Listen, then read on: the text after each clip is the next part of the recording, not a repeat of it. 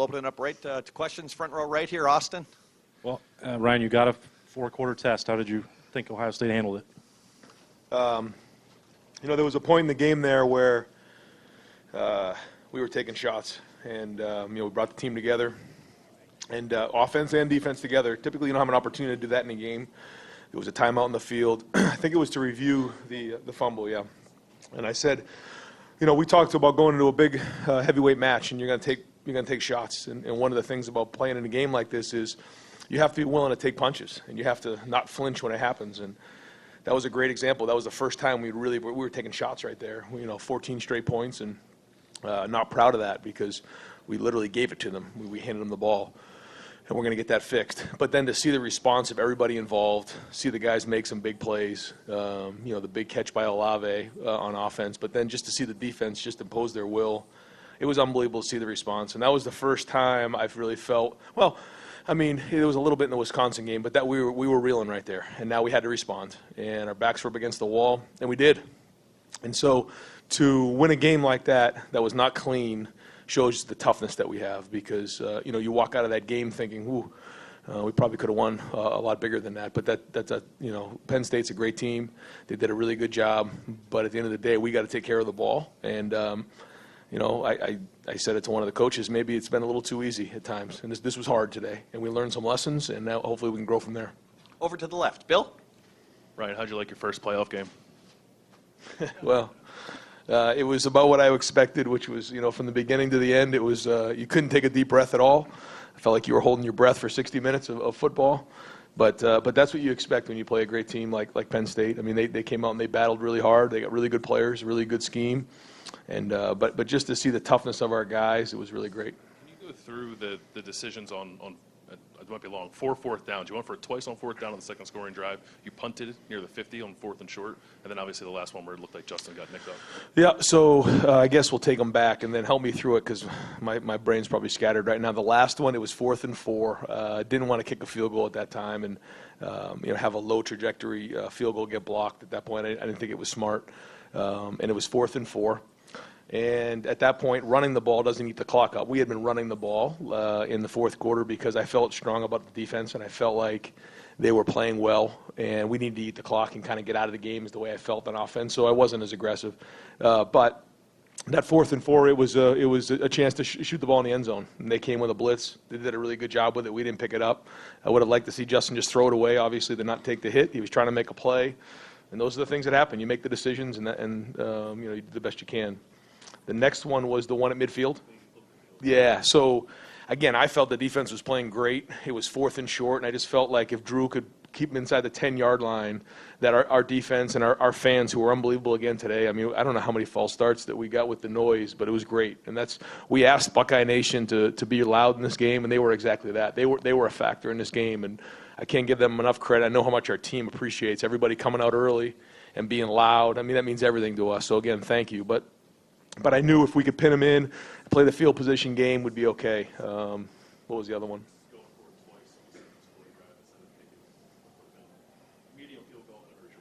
Yeah, I felt like we were rolling pretty good at that point. I felt like we were moving the ball well. And I just felt, those are times to be aggressive in the game, and those are four down territories. And with our offense, we should convert in those moments. The one at the end of the half, I just felt like we were in a great place, and then we got a penalty, and we took a sack, and I was like, you know what? Let's just get out of this thing before it gets ugly. It's 14-0. We're kind of reeling a little bit. It was kind of a hectic first half. We're moving the ball good, but we fumbled the ball there on the 1-yard line, and we had a penalty, and it was like, okay, let's just regroup at halftime. So those are, yeah. Front row right there. Tim? Yeah, real quick, Ryan, 2 quickies. How is Justin Fields at this moment? He carried the ball more than ever today. Yep. And we saw him get banged up there near the end. And then number 2, what is it like to get your first goal, which is Big Ten East championship in your first year as a head coach and for this team? I'm not going to sit around and think about it too much because we still got so much football ahead of us. But it's a tribute to these seniors, and to see the seniors play the way they did today and how much it meant to them to play their last game in the Horseshoe and to send them out with this kind of win was huge. I think they all know how much football is ahead of us, but it is a huge feat to for this team to get a shot to go to Indy. And so many of those guys played great today. But how about Justin Hilliard? Somebody who's just he spent a lot of time in his program, put his his heart and soul into it, and then to have the play of the game with that interception, I couldn't have been happier for him. There's a lot of guys who made a lot of great plays in this game, and but he was one of them that really stuck out to me. Oh yeah, he's good. He's good. Yeah. I mean, he's a warrior. I'm telling you right now, he's tough. Like you said, he ran the ball today. He was he extended plays on third down. He's got a heart of a lion. I love that kid. He's tough. We asked the middle of the week, is this an anything goes kind of day? Did you have any conversation with him about that he might be leaned on? Yeah, he knew. And he was up for the challenge. And again, some quarterbacks, they look at you sideways when you start having those conversations. He doesn't. He looked right back at you like, whatever it takes, coach. And I mean, you talk about a tough kid. He is tough. Over to the left. Bill? Well, what's going through your mind when you have a 21-0 lead? Things seem to be going okay, then it's 21-17 and you're self-destructing. And do you think that having this adversity will help you in the long run? I absolutely think it will, because we haven't really faced that before. And now, it just goes to show you, if we take care of the ball and move the ball, who knows what the rest of the game would have looked like. But we didn't. We literally handed them the ball on 2 straight drives and gave them points. And we still win the game the way we did, which is just unbelievable. But, this is something that we have to learn from, and that could have cost us our whole season. So the stakes are high in a game like this, and so we have to learn from that. Your mindset during that span? Well, it was how do I get these guys together? And, we have to draw a line in the sand and say, okay, enough's enough. And, we're taking shots here.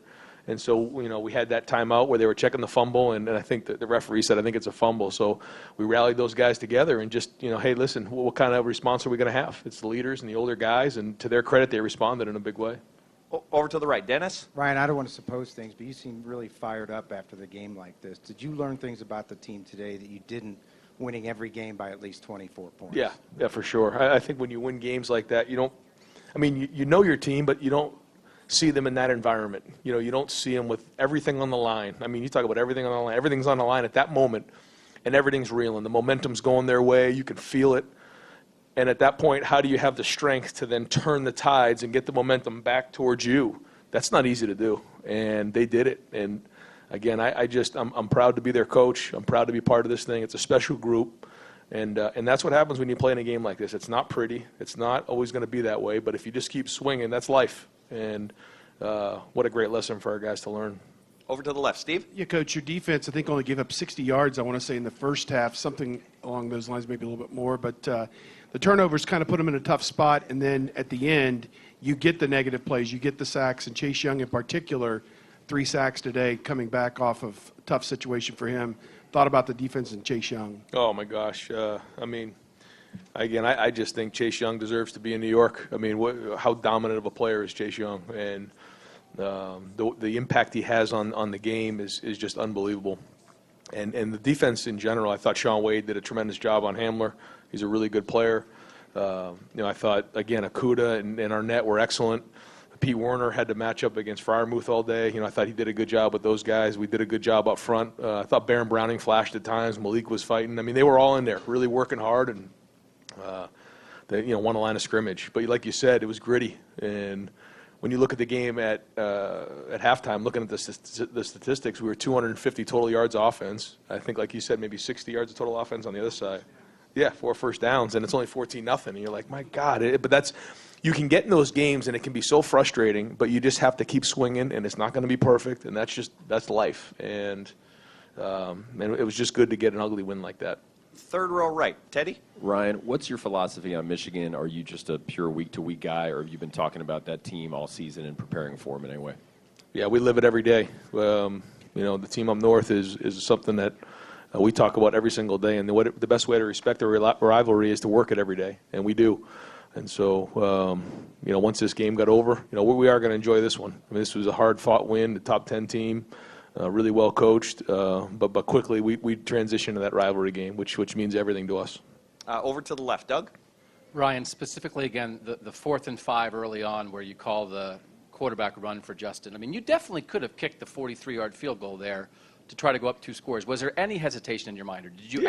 There was, but I try not to second guess in those moments. Trust your instinct and go. And you know what? If it doesn't work, you're going to get second guessed. But I thought the look was right. We got him in man-to-man coverage. Everything about it was right. If I didn't get the right look, I was probably going to bang a timeout and think about kicking the field goal. But it was good. The backer ran out of the box. They were up the field. We hit it, and that was a huge play in the game. And that play call, was that something you guys felt like you knew you were going to be able to use that draw? Myers gets to the block on the linebacker with the look you would get? It was a play that we had for second and long or third down situations like that. And, to see the execution level on that was pretty good. It's not always that easy on the draws, but we hadn't really shown that all year. So I thought it was great, really good job executing. And you're so aggressive, and you talked about sort of in the second half you weren't as aggressive. I don't know if that means you think you maybe were conservative a little bit, just maybe not throwing the ball as much. Is that just believing in the defense? Is that feeling like, man, this game is a little bit hectic? I'm not sure here. What's the thought process? It's everything you just said, Doug. It's that it was a little hectic. We were kind of turning the ball over. Our defense was playing strong. I talked to the guys, listen, we're still going to try to be aggressive, but we need to get some first downs and eat up some clock here. And that's what we were doing, where typically in a moment like that, if it was a back-and-forth game and we had a little bit more rhythm in the game, we'd be throwing the ball more down the field and being more aggressive. But I just felt like, our defense was playing strong. Let's just kind of eat some clock up and try to, shorten the game. And that's not easy to do for an offensive guy.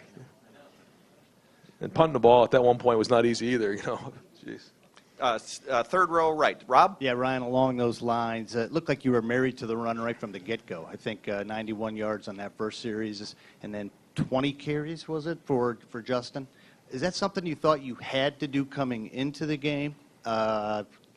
Talk us through that, because it had a different vibe, this offense. Yeah, well, I thought that, they have a very good run defense, and in order to gain an extra number in there, you have to equate with the quarterback. And there was a good number of those that weren't designed for him. The draw certainly was, and there was a couple others. But for the most part, we were reading somebody, and their guy, typically, the read was to pull the ball. And that doesn't necessarily always happen that way, but when you're playing against really good defenses, that's something you have to do. And I thought he made great decisions all day.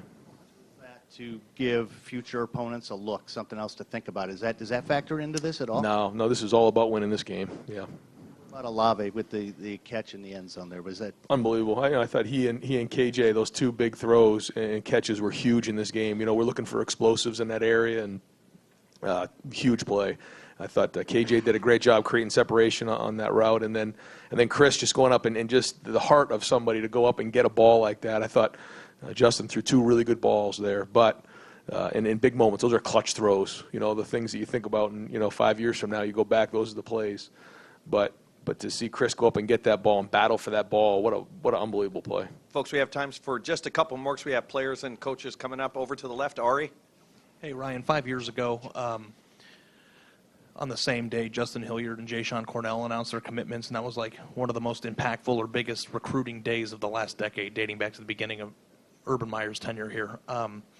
To see both of them, take the long way to production in their careers, some injuries, some moving positions and whatever, but both of them made a play that ended a drive when you guys needed to stop big time. You mentioned what Justin did, but can you reflect on, what a fifth-year senior can mean in this program and somebody who has overcome what both of those guys have overcome to be put in these positions?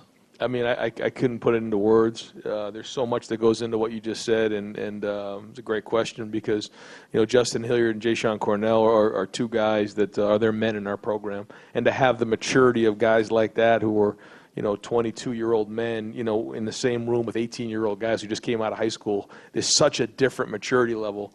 And to have guys like that who just keep fighting and swinging, and their journey may be different. Devon Hamilton's another guy. His journey was different. And as you grow up and you start to work through some adversity, you work through, like you said, injuries, you work through different things, you get calloused, you get tougher, you learn about yourself, and you get what you saw today, which was unbelievable plays by both of those guys. And, that was a huge reason why we won today. Ryan, when you have, I think the school of thought sometimes is that if a player gets to his fifth year in your program, something went wrong. And this is your first game this year where you guys were sweating late into the third quarter, and I'm wondering, when you're in a game like this, to have fifth-year seniors, is that an important thing for you? and how much of an impact can a guy who's been in this program that long make in these types of games? Yeah, I don't think that's in fact the case. When you have a fifth-year senior, that something's gone wrong. I love having those guys around. I love having fifth-year seniors around, guys who have been around, and you don't have to worry about them. With academics, you don't have to worry about them. Tonight enjoying a win. I mean, they're going to go home. They're going to be with their friends and family and people they love, and they're going to be here Sunday morning, be ready to go. I mean, Brandon Bowen's another guy. He's a child. I mean, he's a man, and those guys really help you, especially this time of year. Just the maturity level, and I love having those guys around. Last two questions. Fourth row left, Chuck. Yeah, in football, you see this generally sometimes where a second-string quarterback has to come in mid-game and he thrives some. What complications are going on there that you saw today? Well, I think that I don't know too much about the situation there with their quarterback Levis, but I think he was a little bit stronger running, so they kind of leaned on some of those quarterback runs, and they were kind of pounding it in there and got a little rhythm going. But that also, I think they were feeding off of the defense who was bought those couple turnovers on us, and that was kind of part of that momentum. And then once we put our foot in the ground there and stopped it, we kind of got it under control. And again, I can't give enough credit to our defensive staff: Jeff Halfley, Greg Madison, Al Washington, Matt Barnes, and then obviously Larry Johnson. These guys have done an unbelievable job on defense. They have great relationships with the players. The scheme is off the charts. They put guys in a great situation. They make great adjustments, and they motivate these guys at a high level. And to see those guys play the way they did today, they get all the credit in the world. And last question, Clay. You talked a little bit about the benefit of being in this kind of game. What do you think it will mean next week to have been in a slugfest? Well, I think you have their attention now, and I know that sounds crazy, 11 weeks, 12 weeks into the season, but I think you do. I think, when you say things to somebody for months at a time and you beat teams by 30 and 40 points, they kind of look at you like, yeah, I got you, coach, we're good. Yeah. And you keep saying it, and you keep saying it, and you keep saying it, and now we're into November, and I think now they can look at you and say, okay, coach, I got you. It's very unique that we'd be this far into the season before something like that would happen, but it's true. Are you going to get in the car, turn up the jam on the way home, like you said? That's your most fun with the family? No, there's no question. I will be going as fast as I can up 315 with the music as loud as I can, with the windows down, and then I'm going to go sit on the couch with the family and enjoy a win. And what is that jam? It's whatever my son and my two daughters want to be playing. I let them choose whatever it is. I don't even know what it is sometimes. I like a couple country songs, and the one that we play in the locker room is "Ballin'," and I'm not sure who sings it. But that's our celebratory song in the car, but also in the meeting. I mean, in the locker room with the team. So you'll be grinning from ear to ear. Yes, I will.